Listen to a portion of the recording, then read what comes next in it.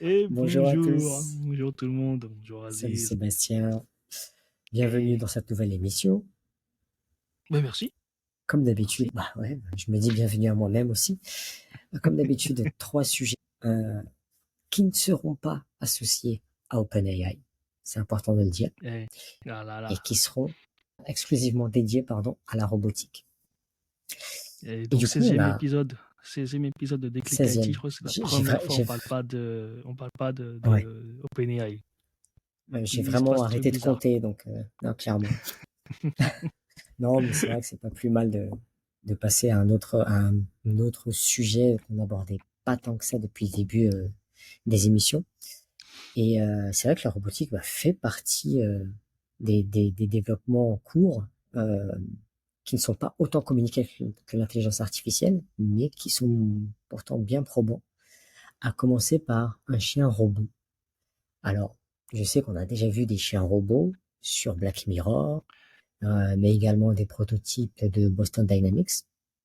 Mais il y a un autre chien robot. Qui est vendu d'ailleurs, attention, le spot de Boston Dynamics qui est vendu, hein, qui est commercialisé. Qui C'est est en vente, pas, oui, oui, oui. ouais, Après, c'est c'est pas c'est juste un plus prototype. c'est du gadget. On va dire que ceux qui l'achètent ne savent pas quoi faire de leur argent. Et on va dire Ouais, que mais il est c'est un aussi jouet. utilisé, ouais, mais il est aussi utilisé dans les trucs, dans des équipes de sauvetage, dans l'aide Oui, c'est d'urgence, vrai. pour aller dans les environnements dangereux. Voilà, juste Justement, parenthèse, mais c'est important, la robotique, pourquoi c'est aussi, c'est utile dans la vie autre chose que du quotidien. Voilà. oui, Donc, c'est ce fait genre de aussi pour choses. assister l'homme. En tout cas, il y a des Ouais, visées d'assistance derrière. En parlant de ouais, dangerosité, carrément. parce que tu parlais de chiens se promenant dans les zones dangereuses Oui, justement pour mieux assister l'homme, bien là, on a un autre niveau de dangerosité ouais, si qui on dit, menace alors attends, directement, qui menace directement la race humaine. juste, dis dis le nom de ce chien, et à peu près, on laisse Alors, les gens deviner voilà, qu'est-ce que c'est. le Thermonator. Voilà.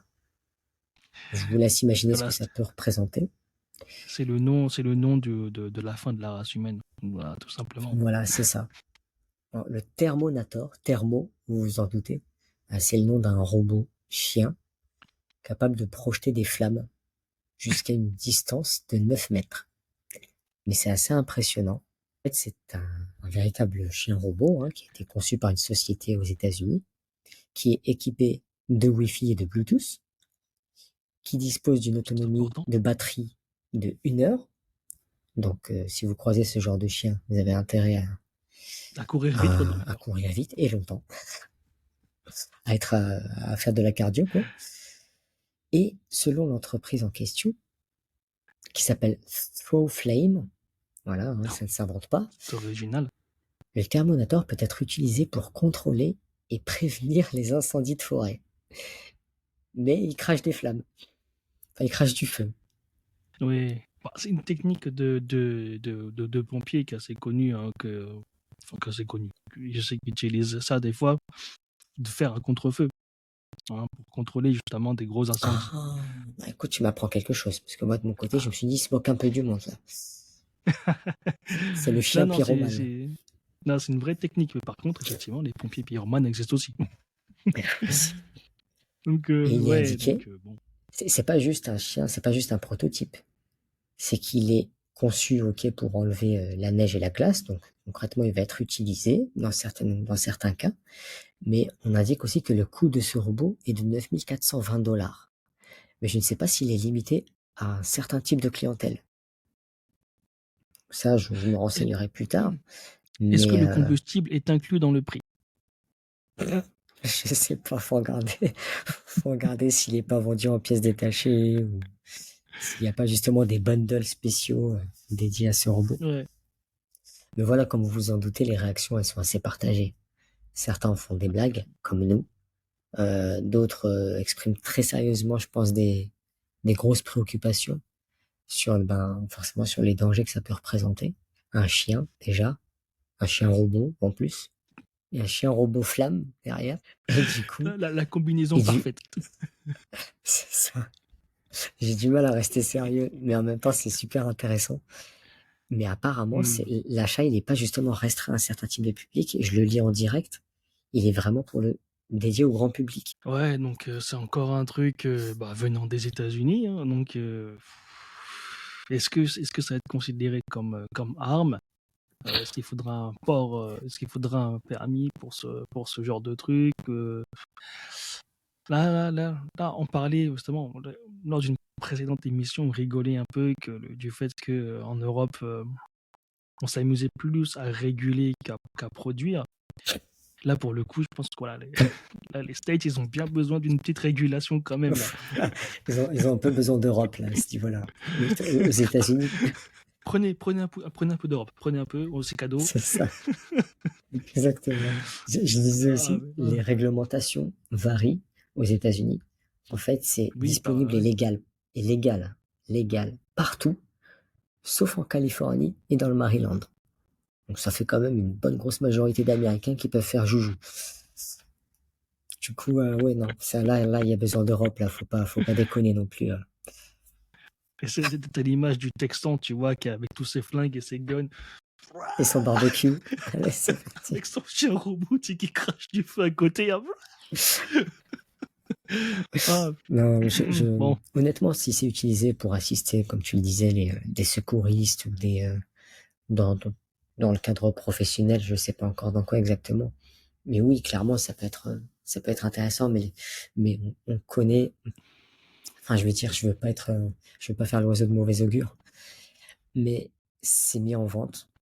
Toute personne peut se l'approprier apparemment aux États-Unis. 9 000 $, c'est énorme, mais c'est pas non 4000, plus 4000.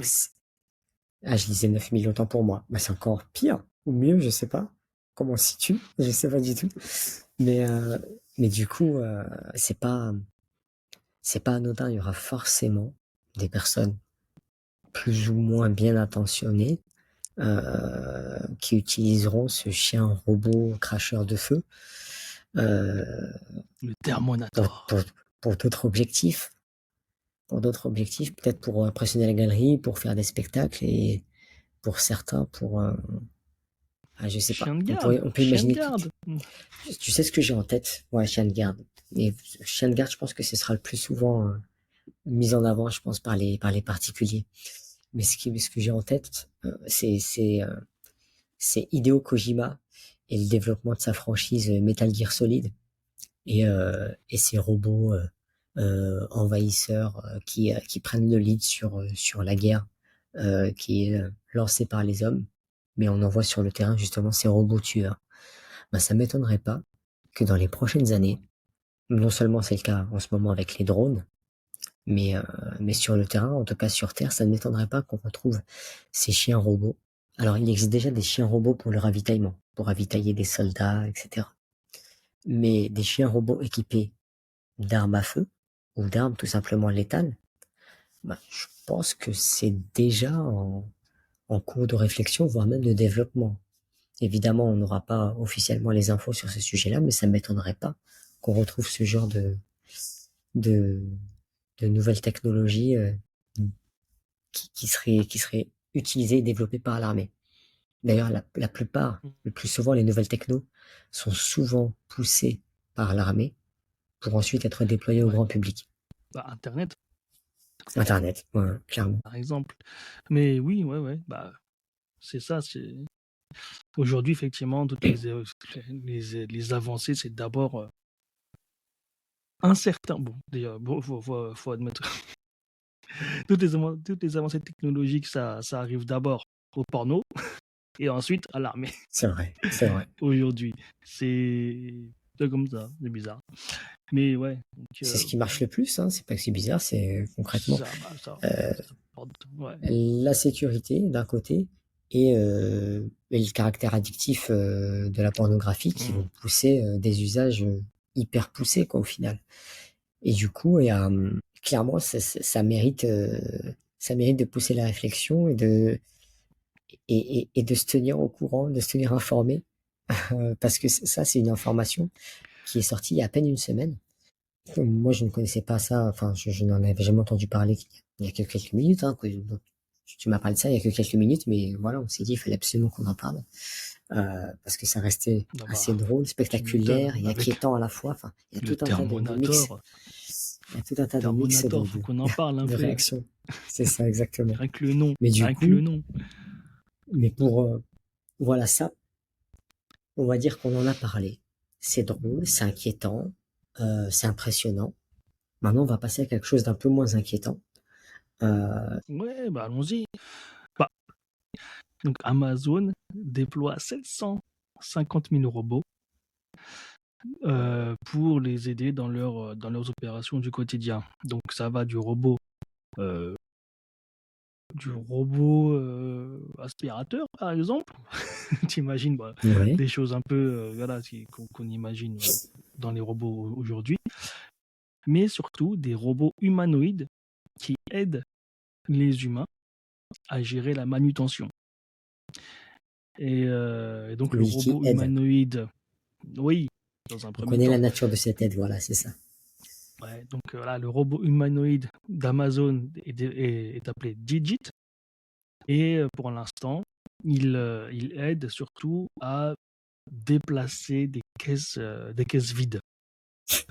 Donc sûrement en attendant que les capacités robotiques soient plus élaborées et bah, quand ils auront des robots un peu plus peut-être solides, hein, augmenter leur capacité au fur et à mesure pour déplacer des choses de plus en plus lourdes.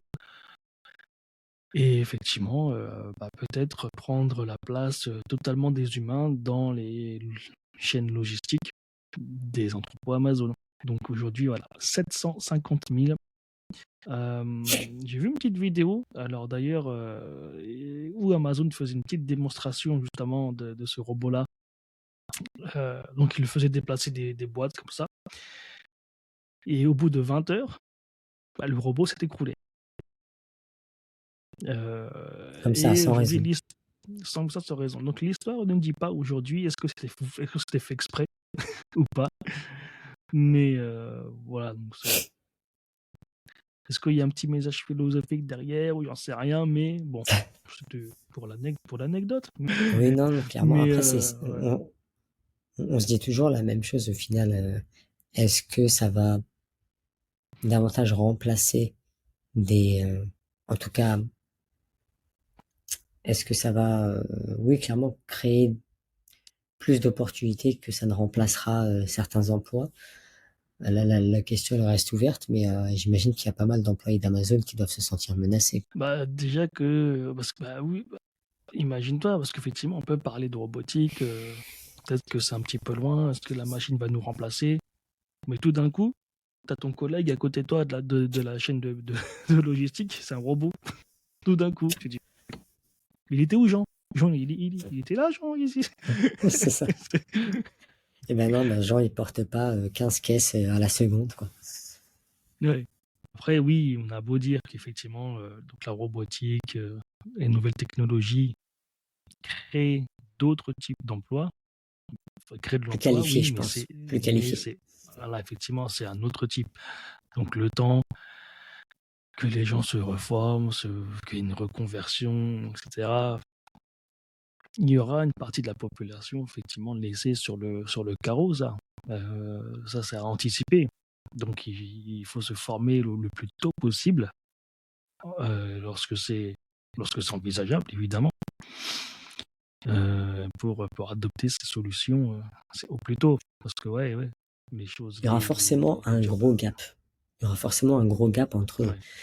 les nouvelles technos qui arrivent, les nouveaux emplois qui seront nés, non, plutôt le remplacement des emplois qui auront été causés par ces nouvelles technos, et la mise en place de nouveaux emplois ou de nouvelles qualifications dédiées à ces nouveaux emplois. Je pense qu'il y aura un gros gap entre ces trois étapes.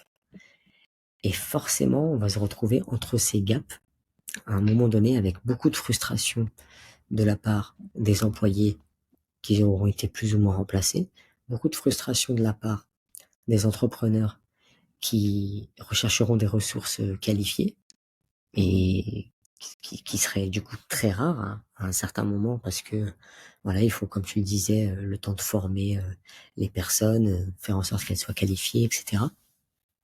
Donc en fait, cette phase-là, elle sera assez il sera assez tendu, je pense, Mm. Bah entre le écoute, remplacement vas-y, des emplois et la formation merci. de nouvelles ressources. Ouais. Bah écoute, merci. C'est une bonne façon de clore. C'est merci au Thermonator. Et on a bien rigolé. Et à Merci de très nous bientôt. sponsoriser aussi. Et donc, troisième sujet du jour, pour rester dans la robotique, évidemment, Mhm. une petite news de Boston Dynamics, donc nos fameux amis des pionniers dans l'industrie robotique, C'est ça. qui sortent une nouvelle version de leur robot humanoïde, donc Atlas. Atlas était le premier robot qu'ils avaient sorti, donc ils ont un peu choqué le monde. C'était il y a 2013. Ouais. 2013, donc le robot là, Il humanoïde. dansait, il faisait des saltos, des Ouais, pas mouvements dès le très début, humains. pas dès le début. Ouais, mais au début, Ah, effectivement, ouais. d'accord, Ouais, ok. Tu parles des archives. ouais. Ah bah les archives, ouais, où on voyait juste les ingénieurs tabasser le robot exprès pour voir s'il Oui, serait récupéré, tu sais. C'était de la ça je m'en maltraitance, souviens bien. de robot de Ah, chair. on avait pitié. Ah, clair. Ah là c'est les anciens se souviendront. Et aujourd'hui, voilà, donc le Atlas prend sa revanche et arrive dans une nouvelle version, donc totalement électrique, alors que jusqu'à présent c'était de la hydraulique, un système hydraulique. Aujourd'hui, Atlas arrive, se met, au goût du jour, full électrique. Et on a vu une vidéo de présentation où ça lui permet d'avoir une nouvelle gamme de mouvements. Alors qu'au Plus début, ample. ouais, alors que comme tu disais au début, il est déjà capable de danser, de faire des saltos. Et maintenant, il peut faire du breakdance, hein, tout simplement. Ouais, quasiment, hein. On voit dans la vidéo d'intro qui dure que quelques secondes un robot allongé par terre, donc la nouvelle version d'Atlas, tout électrique, et qui va avoir des mouvements beaucoup plus amples et enfin, voilà, des variétés de mouvements beaucoup plus diversifiées aussi. Ouais, Euh, Surtout, on voit au niveau de la rotation de sa tête, de son corps, de ses bras. Ça, c'est du 360 degrés maintenant. Il n'y a plus de limitation à ce niveau-là. C'est assez ouais, qui impressionnant sont à regarder. plus, ouais, du coup, qui s'éloignent de l'humain au final. Parce que ça reste un robot Oui, humanoïde, mais ouais, il fait des trucs un peu de zombie, quoi. Moi, je l'appelle le robot zombie c'est ça. parce que parce qu'il dans la vidéo d'introduction, il commence au sol, mais il se relève tel un zombie. Et C'est ça. C'est-à-dire il fait des mouvements inhumains. sans s'aider de ses mains pour se relever, pour tourner de l'autre côté, ben c'est son bassin qui se retourne complètement et ses pieds suivent ensuite derrière. Enfin, c'est vraiment faut imaginer le truc. Au-delà de l'imaginer, faut le voir. C'est assez impressionnant à regarder. D'autant Mm. plus que maintenant, ils ont ajouté, forcément, ils ont développé un logiciel pour gérer ce robot-là. Un logiciel qui inclut, et je vous le donne en mille, de l'IA, exactement, de l'apprentissage Ouais. automatique, pour améliorer leurs capacités et pour leur faire faire des choses plus complexes encore. Et ouais, non, clairement, ça va être assez intéressant à suivre de très près, en tout cas. Moi, je vais apprendre à mon robot Atlas à faire un ventilateur très très vite avec ses mains pour contrer un jet de flamme au cas où. Au cas où. Tu, tu vas juste dépenser, je sais pas combien coûte un Atlas ou combien coûtera un Atlas, mais tu vas juste jeter de l'argent par les fenêtres. Pour un ventilateur géant, j'avoue, ça risque de faire un petit peu cher. Ouais, non, clairement. Derrière ce que je lisais aussi, oui, je sais pas si tu comptais le mentionner, mais Boston Dynamics est une propriété d'une Mm. société coréenne Oui, oui, qui donc n'est autre que Kimchi, pas Cocorico, mais Kimchi. ah oui, c'est vrai, Il c'est vrai, est. c'est vrai, c'est comme ça qu'on dit. Ouais, là, d'accord, ok. Et oui, Mais du coup, c'est Hyundai, Hyundai, parce en qu'il s'agit fait. de Hyundai, Ouais. ils ne Mm. sont que exclusivement dédiés à l'automobile, ou ils faisaient autre chose un peu Ah à l'instar non. de ça. Ah non, mais de toute façon, Hyundai, c'est.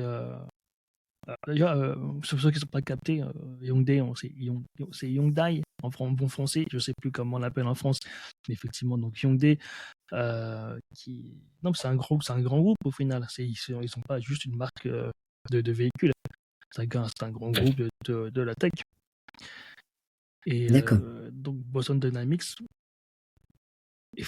a intégré donc le groupe Samsung, le groupe Hyundai, pas l'entreprise de voitures. D'accord, Donc ok. ça fait sens, Du ça coup, fait j'imagine sens, qu'ils doivent c'est avoir. pas. Non, non, mais c'est tant mieux, même tant mieux. Je trouve Mm, ça surprenant, en revanche, que les États-Unis aient laissé passer ce genre d'achat. ouais, Euh, carrément. Mm. Sachant que ils sont actuellement en cours de négociation au Sénat. Enfin, là, c'est comme ça que j'ai repéré cette information il y a quelques heures pour acheter TikTok. Mais la société propriétaire de TikTok, ByteDance, je crois, refuse de Ouais, vendre justement son algorithme. Ce qui est tout à fait logique en soi, c'est pas surprenant. Et ça m'étonne que les États-Unis n'aient pas protégé Boston Dynamics. Après, je dis pas que les Sud-Coréens sont mal intentionnés, mais d'habitude, je trouve que les États-Unis sont hyper protecteurs sur sur leur tech, ouais. leurs fleurons, Mm. quoi, ouais, clairement, sur leurs Ouais, fleurons ouais. technologiques. C'est effectivement, ouais. Faudrait creuser, essayer de voir s'il y a une histoire derrière, mais ouais, c'est un peu bizarre, effectivement. Ah, ou alors ils considèrent que Boston Dynamics n'est pas forcément si aujourd'hui euh, pas pionnière ou avancée. C'est parce qu'il y a d'autres, en final, il y a Peut-être. d'autres En tout compagnies cas, qui bossent avec la défense. Mais bon, c'est la seule que l'on connaît, Boston Dynamics. En tout cas, en termes de progrès technique, on les trouve tous impressionnants. ouais, ils sont spécialisés dedans. Après, bah t'as vu, il y a un robot chien lance-flamme qui sort de nulle part. Donc, à mon avis, tu vois, bon, effectivement, c'était les pionniers. C'est ceux qui ont lancé un petit peu le robot aux yeux du grand public. Mais je serais pas étonné que la défense américaine ait plusieurs entreprises de robotique qui bossent avec eux. Donc, bah écoute, on verra, hein, on verra ce que ça donne. Mais à terme, est-ce que finalement les robots humanoïdes zombies viendront de Corée? Ils sont forts pour les films de zombies, hein. Oui, Dernier train pour Busan, je le conseille. C'est le seul film de zombies coréen que j'ai vu et je le trouvais pas mal. Il y aura Ah Dernier train bah, pour Busan 2 avec des robots Atlas. non, mais le 2 existe déjà. Il est pourri. Bah, le 3 alors, avec des robots Atlas. Ouais, ce sera intéressant. Non, mais en tout cas, voilà, c'est pas anodin, hein. J'ai l'impression qu'on parlait beaucoup c'est pas une impression, on parlait beaucoup d'intelligence artificielle.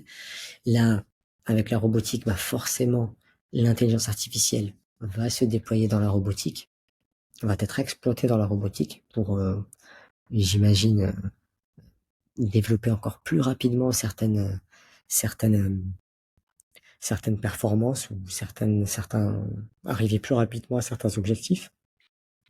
Mais on Et l'avait dit dès le début, hein, on l'avait dit dans un des premiers épisodes de Déclic IT, qui est que maintenant, le but du jeu, la course, c'est qui va intégrer euh, de l'IA dans son robot. Et oui, aujourd'hui, ça se fait, ça se fait. D'ailleurs, Figure qui a implémenté donc de l'IA avec OpenAI dans un robot. Et bah, maintenant, c'est ça, hein. Je pense que l'enjeu de la robotique, c'est ça. Donner un cerveau plus complet au robot pour tout un tas de choses, hein. Mais effectivement, lorsque ça va débloquer pas mal de possibilités, le développement de la civilisation, ça, je le pense, si on n'est pas cramé avant avec des robots cracheurs de feu, bien sûr, mais ça peut débloquer certaines choses, hein. On parle de CD de robots pour, par exemple, la conquête spatiale aussi. Les envoyer à notre place, oui. planter les drapeaux. Donc, bon, il y a beaucoup d'enjeux derrière.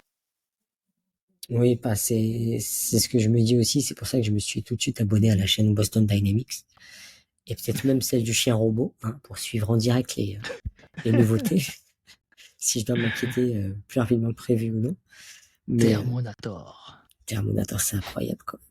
Ah, je me suis pas encore abonné à leur chaîne. Faut que je le fasse rapidement.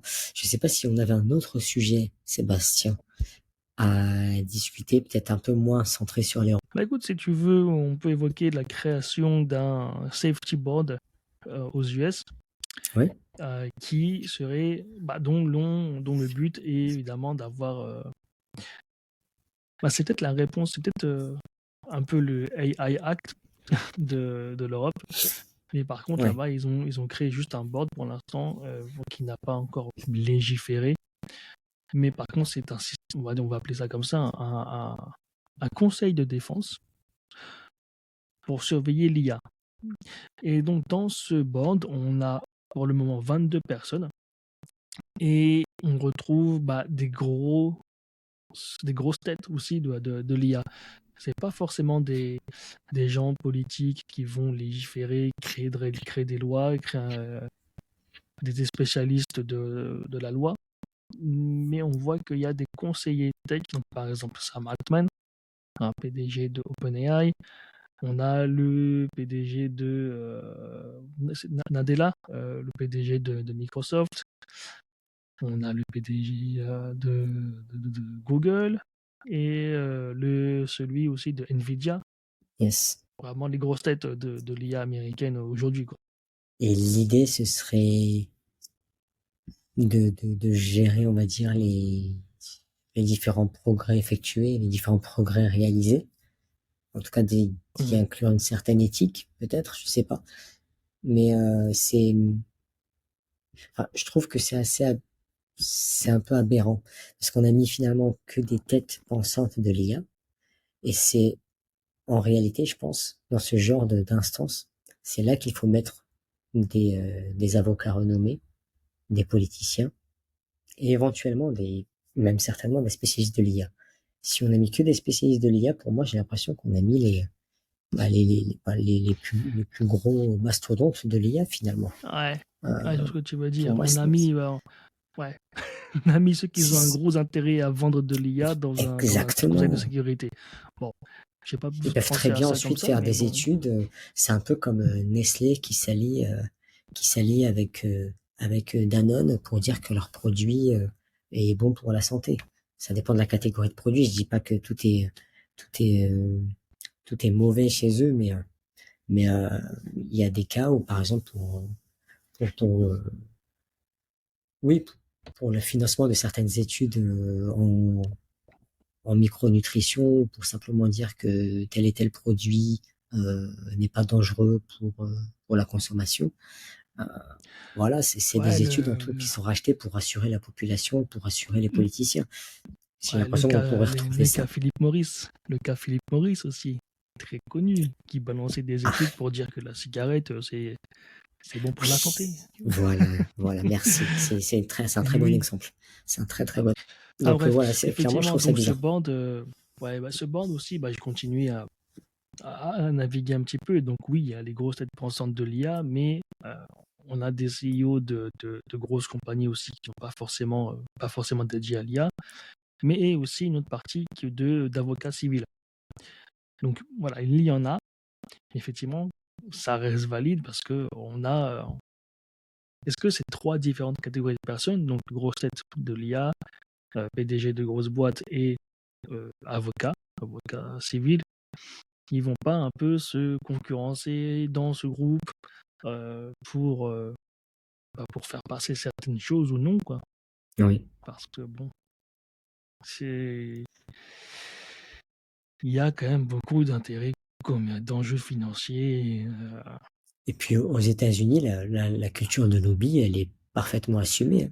Donc ça Oui, m'étonnerait pas oui, ça. qu'on se retrouve avec des scientifiques ou des avocats qui vont plaider une certaine cause, alors que ça va à contre-courant ou tout Hmm. simplement que ce n'est que ça va, oui non, clairement à contre-courant de ce à quoi ils pensaient au préalable avant cette association-là, on va dire. Hmm. Et du coup, ouais, le cas de l'exemple de la cigarette, il est hyper intéressant pour le coup. Je dis pas que l'IA est aussi dangereux que la cigarette, ça n'a rien à voir de toute façon. Mais je pense qu'on aura des exemples concrets de personnalités, d'influence, Hmm. financées par des gros mastodontes de l'IA pour défendre une certaine position. Pour moi, ça arrivera forcément. Et évidemment, libre à chacun de prendre ce qui sera dit pour argent comptant ou non. Mais aux États-Unis, en tout cas, c'est comme ça que ça se présente. Beaucoup de personnalités prennent position en fonction du support financier qu'on leur attribue. En fonction du nombre de zéros sur Voilà, le chèque. exactement. Et en tout cas, il faudra prendre du recul par rapport aux prochaines interventions politiques aux États-Unis dédiées à l'intelligence artificielle. Il faudra prendre du recul. Oui, de toute façon, ça commence déjà, hein, ces fameux speeches quand on a les CEO justement qui viennent vendre leur technologie. Donc, par exemple, Batman qui vient faire son speech à Hollywood en disant mais vous inquiétez pas, l'IA ne va pas vous remplacer, c'est fait pour Ou à vous aider. l'université également. Ouais, ça commence déjà, ça commence. Mm. Après, bon, ils ont forcément des conflits d'intérêts. Et ce dont je parle, c'est qu'on le verra de gens de la société civile, sûrement, venir tenir ce genre de discours, plus ou moins connus, avec leurs poches beaucoup plus grosses que d'habitude. C'est bizarre, toi. Et puis voilà, et puis on n'en entend plus parler. Direction Panama. Ah ouais, clairement. Hein. Suivez la traînée de dollars là qui. C'est ça, là, dans le ciel. Tu sais, le mec qui prend son jet privé, il dessine le signe du dollar avec les nuages. Ouais, il aura fait son boulot. Hein. Allez, salut. Il aura fait son boulot. Oh, bah ouais.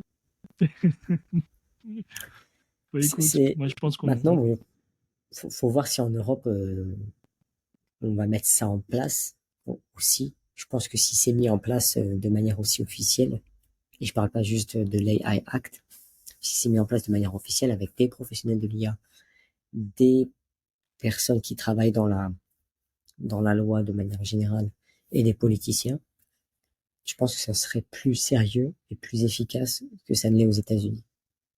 Je pense. Ouais, à voir, hein, à voir qui. En fait, tout dépend de qui on met dans ce conseil. Parce on est aussi spécialiste en Europe de mettre des gens qui très Qui théoriques. connaissent rien. C'est ça. Bah ouais, voilà. Ouais. Je ne vais pas aller sur ce terrain-là, mais Il faut dire les choses. effectivement, très théoriques, qui n'ont pas forcément de pratique, ou alors qui ont pratiqué il y a des décennies. Bon, tout dépend de qui on met dedans. En tout cas, c'est intéressant Écoute, de voir un peu toute cette. Ouais. À chaque fois qu'il y a une nouvelle technologie qui arrive, bah, généralement, tu as les avocats, la loi qui vient des mois, voire des années après, justement pour essayer de contrôler, pas contrôler, mais de légiférer, d'encadrer un petit peu l'usage de ces nouvelles technos. Donc c'est intéressant aussi. Je pense qu'on pourrait même en faire un sujet exclusif la prochaine fois, à l'instar de la robotique. Ouais, bah c'est ce qui fait société. Hein, donc on doit pouvoir vivre ensemble. Donc à un moment donné, il faut effectivement légiférer, il faut cadrer. Sinon, on se retrouve avec des robots lance-flammes, cracheurs d'acide ou tout ce que tu veux. Bon, ça va partir en vrille. C'est ça. Ben oui, au cas où. En tout cas, je pense qu'on a fait le tour des sujets qu'on a voulu aborder. On peut s'arrêter là avant de meubler pour pas grand-chose. Là, je parle pour Monsieur le menuisier. Voilà. Allez, bon, ben, merci, je vais m'arrêter là. Merci aux auditeurs et à très bientôt. Merci à vous, merci à tout le monde. Salut.